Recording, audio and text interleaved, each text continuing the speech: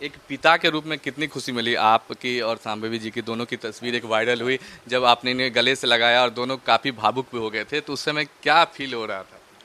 नहीं, देखिए कि आपका कोई अंश आगे बढ़ता है तो निश्चित रूप से खुशी होती है। हम 2009 में लोकसभा का चुनाव लड़े और हम सफल नहीं हो पाए। मेरे पिता 91 में लोकसभा का चुनाव लड़े, वो भी नहीं सफल हो पाए। तो इतनी कम उम्र में चिराग जी ने इनको मौका दिया, ये इसका सौभाग्य है और चिराग जी का इसके ऊपर विश्वास है। तो निश्चित रूप से क्योंकि हम टिकट के लेने के प्रोसेस में हम इन्वॉल्व नहीं थे, क्योंकि हम तो पूर्णिया और कटिहार के, लेकिन हमको था कि सायन जी जो हमारे दामाद हैं वो प्रयास कर रहे हैं, लेकिन हमको लगता था कि वो इतना उम्र उनका कम है, पता नहीं सक्सेसफुल हो पाएंगे कि नहीं हो पाएंगे, लेकिन वो सक्सेसफुल हो पाए क्योंकि हर व्यक्ति का अपना अपना भाग्य होता है।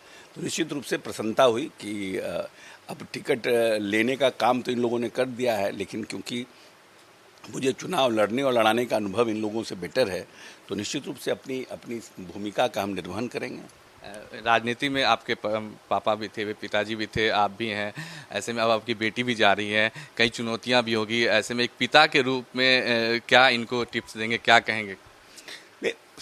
हम्बल रहना चाहिए, संवेदनशील, जनता के प्रति संवेदनशील रहना चाहिए। कोई भी व्यक्ति कोई बड़ा या छोटा नहीं होता है। हर मनुष्य जो आपके यहाँ आते वो उम्मीद लेके आता है, उसकी उम्मीद पर खड़ा उतरने का प्रयास करना चाहिए।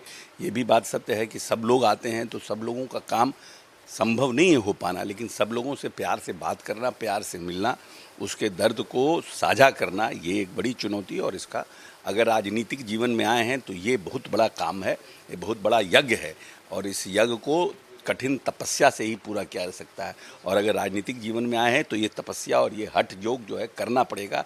लोगों की बात को प्यार से सुनना पड़ेगा, लोगों को प्यार से सहलाना पड़ेगा और लोगों को ये एहसास कराना पड़ेगा कि आप जिसके पास गए हैं वो व्यक्ति संवेदनशील है। सांभवी जी, जब आपको टिकट फाइनल हुआ था तो उसके बाद आपने अपने पिताजी के गले मिले थे, उस समय की भावनाएं क्या हुई? आप लोग का वीडियो काफ़ी वायरल हो रहा है, पापा आपको गले लगाए हुए हैं।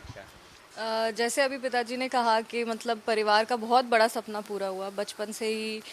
एक होता है ना कि बचपन का सपना पूरा हुआ, तो नेचुरल है उस टाइम पे बहुत ज़्यादा कहते हैं ना भावनाएं, उस टाइम की जो भावनाएं थी उसको हम एक्सप्रेस नहीं कर सकते शब्दों में।